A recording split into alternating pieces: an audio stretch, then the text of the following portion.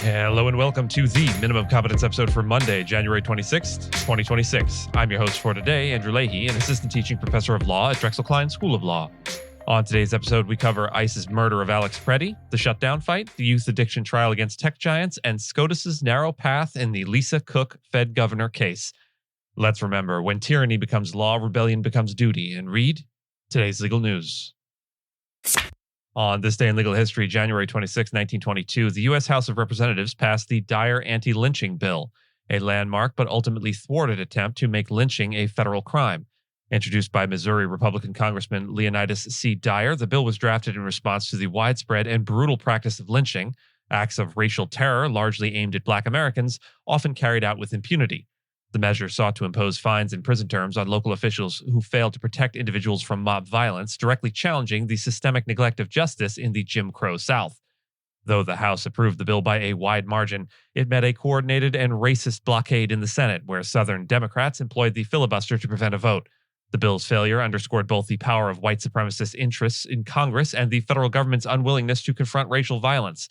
It would take a full century, 100 years, for the U.S. to finally enact a federal anti-lynching law. That moment came in March of 2022, when the Emmett Till Anti-Lynching Act was signed into law, making lynching a federal hate crime. The staggering gap between the Dyer bill's passage in the House and the eventual success of anti-lynching legislation, exactly 100 years and 2 months later, is a sobering reminder of how recent and how halting legal progress on racial justice has been. From a historical perspective, 1922 is not ancient history. Many living Americans had parents or grandparents who witnessed the Dyer bill's failure. The Dyer bill remains a powerful example of how legal change, even when urgent and necessary, can be obstructed for generations. It also reveals how the law, far from being a neutral instrument, often bends to the political will of those in power. The slow arc toward justice in this case wasn't just theoretical. It was measured in innocent lives lost and justice denied. The murder of Minnesota nurse Alex Pretti by ICE agents has sent shockwaves through Congress and thrown federal budget negotiations into chaos just days before a January 30th funding deadline. What had been a carefully arranged plan to pass remaining appropriations bills now faces collapse, raising the real possibility of a partial government shutdown. Senate Democrats, already uneasy about funding the Department of Homeland Security, have hardened their opposition in response to the killing and are demanding investigations and new limits on ICE. Several Democrats who previously helped avert a shutdown now say they will not support any bill that includes ICE funding under these circumstances. Even lawmakers known for deal-making, including Senator Patty Murray, have withdrawn support, arguing that federal agents cannot commit murder without accountability. Republicans warn that blocking DHS funding risks undermining national security, but cracks are appearing within their ranks as well. Senator Bill Cassidy called the killing disturbing and urged a joint federal-state investigation, a rare public break with the administration. Meanwhile, logistical hurdles, including winter storms and congressional recesses, are shrinking the window for compromise. With both parties dug in and tensions escalating nationwide, the shutdown threat has grown sharper by the day. Meta, TikTok, and YouTube are set to face trial this week in Los Angeles County over claims that their platforms contributed to a youth mental health crisis by fostering social media addiction. The case centers on a 19-year-old plaintiff, KGM, who alleges she became addicted to the apps at a young age, leading to depression and suicidal thoughts. It marks the first time these major tech companies will have to defend their platforms in court rather than in congressional hearings. The jury will be asked to determine whether the companies were negligent and whether their products were a substantial factor in harming KGM's mental health.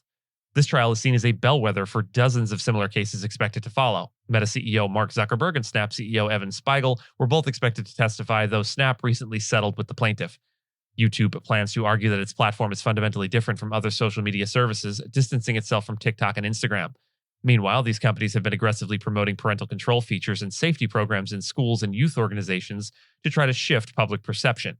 Despite these efforts, critics argue the tech giants are leveraging their influence, legal, financial, and cultural, to avoid accountability. Attorneys representing the companies have experience in other high-profile addiction-related litigation, including the opioid crisis and video game cases. As the trial unfolds, the question of corporate responsibility for digital harm to minors will be tested in court for the first time. The Supreme Court appears unlikely to grant President Trump's request to immediately remove Federal Reserve Governor Lisa Cook, but also seems disinclined to issue a sweeping ruling on the broader constitutional or statutory questions at play. Legal analysts suggest the justices are leaning toward a narrow procedural decision, one that would preserve a lower court's injunction against Cook's removal while sending the case back to trial court for further fact-finding. This approach would allow the court to sidestep defining what constitutes cause for firing a Fed governor, or how far presidential removal powers extend, particularly in relation to the Federal Reserve's legal independence.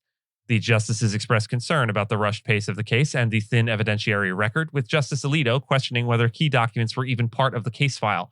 Trump argues that Cook committed mortgage fraud, but Cook and her legal team contend the firing attempt is a pretext for punishing her resistance to his demands for aggressive rate cuts. Several justices highlighted the potential economic fallout of removing a Fed official, with economists warning of recession risks if the court acts hastily. This case underscores that the court is never obligated to resolve constitutional issues in broad strokes. It may always choose a minimalist path that focuses on the facts before it. Legal scholars note that even if the court rules for Cook, it could do so narrowly by emphasizing procedural due process rather than affirming a general principle of Fed independence. The outcome is expected by June, but may arrive sooner. And with that, and as always, I thank you so much for listening to Minimum Competence, your daily news podcast for lawyers. If you're looking for more than Minimum Competence, links to further reading on all the topics touched on today are in the show notes. And reviews go a long way towards helping new listeners to find our show. If you have a moment, click a rating or review on your podcast player. We'd sure appreciate it. And if you know someone that might be interested in the story we cover, consider sending them the episode. But remember, nothing here should be construed as legal advice because it is certainly never that.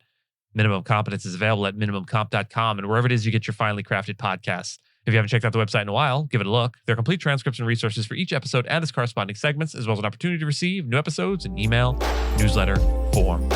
We'll see you back here tomorrow, and until then, remember, to sin by silence when we should protest makes cowards of us all.